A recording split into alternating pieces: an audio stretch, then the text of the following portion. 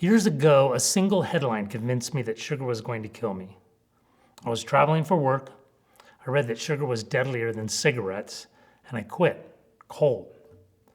I have avoided almost all added sugar for over a decade now. But here's what I didn't know then, and what took me study time and in a Stanford nutrition program to sort out. The headline was half true. The other half was almost worth nothing. Today, I'll show you how to tell those halves apart, because the truth about sugar after 50 is calmer and more useful than what you've probably been told.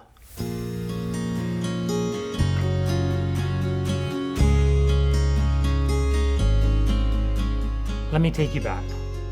I'm on a plane, on a business trip, flipping through a magazine, and there it is, a comparison of sugar and tobacco. Because of diabetes, the article said, sugar might be the deadlier of the two. Now, I've always hated cigarettes and being around anyone who was smoking, including my parents. So a deadline that put sugar in the same sentence made me think hard.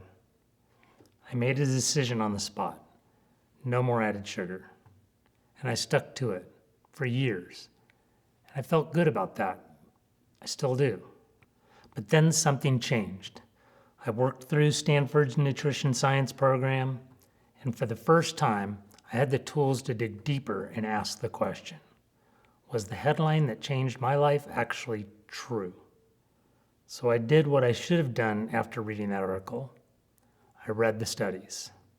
Some of what I believed held up beautifully, and some of it fell apart as I soaked up the evidence.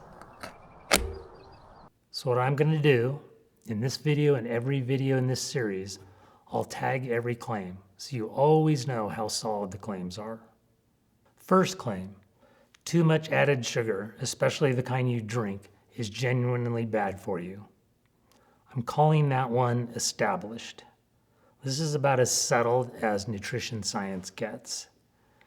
In one scientific statement, the American Heart Association put hard numbers on it. For women, a ceiling of about 25 grams of added sugar a day, 6 teaspoons.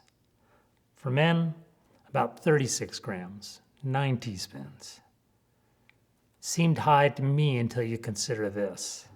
The average American adult consumes around 22 teaspoons of added sugar a day. That's not a little over the line. That's 3 to 4 times the ceiling. And a single can of regular soda or an energy drink can blow the whole daily limit just by itself. But look at what that limit is actually about. It's added sugar. The sugar stirred into things during processing or spooned in at the table. Not the sugar inside an apple. But even here, be careful. This does not mean apple juice.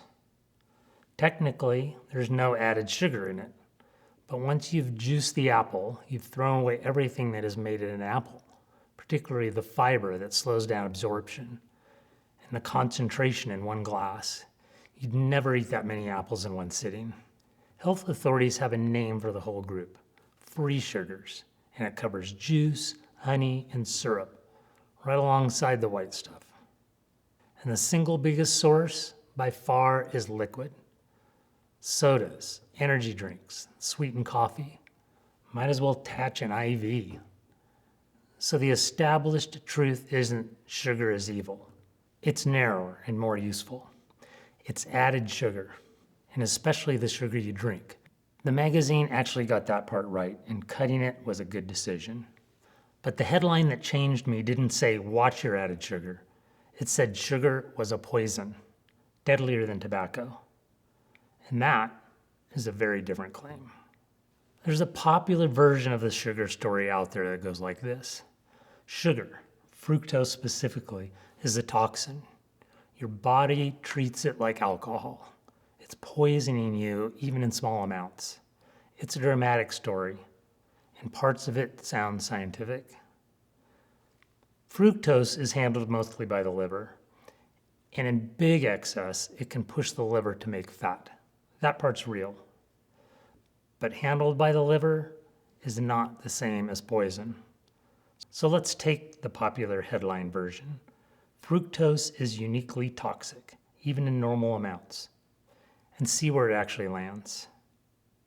In one analysis, researchers pooled many of the controlled feeding trials, the studies where fructose simply replaces an equal number of calories from other carbs. If fructose were a special poison, swapping it should do damage. It didn't. The weight difference to people who were consuming fructose came out to about a seventh of a kilogram. Not significant. Fructose really only drove weight up when it was piled on top of the diet as extra calories. And then it tracked the extra calories, not some unique poison effect. So that claim, fructose is a toxin, I have to call that contested. Easy to take in at high quantities and make you gain weight? Yes. In energy drinks, I'm talking to you. But poison, the scary version just isn't supported by the research. What the evidence keeps pointing back to is what we already said. Too many calories and too much liquid sugar. Same villain, a lot less drama. So, was my article headline right or wrong? Well, both. The half that was right, cutting the excess added sugar I was drinking, was one of the better health decisions I've made. The half that was worth almost nothing, sugar is a poison, deadlier than tobacco, that isn't evidence. It's a headline built to sell magazines. Once you see the difference, you stop being an easy target and just make rational decisions for yourself. Here's why this matters more for us past 50. As we age, how the body handles sugar genuinely does change. Our body's tolerance for the drinkable excess sugar gets weaker. So the stakes are real. But real stakes deserve real information. And I'll be honest, when I quit added sugar all those years ago, I assumed my numbers would fall in line. That blood work that was telling me I was having too much sugar. Well, they didn't. Not for a long time. What finally moved them wasn't what I expected, and that's the whole next video.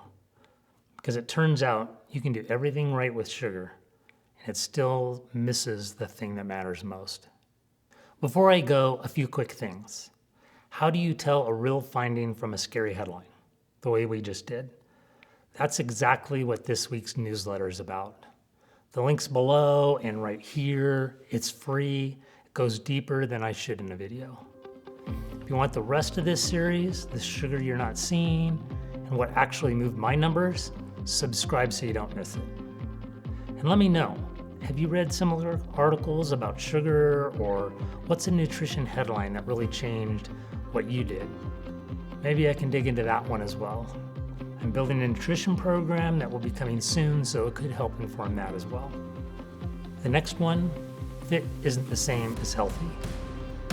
These are the trails where I think all this through. Right here, among the mountains, rocks, and trees. Trust the evidence. Trust your body. Engineer your health span. I'm Patrick, and I'll see you out there.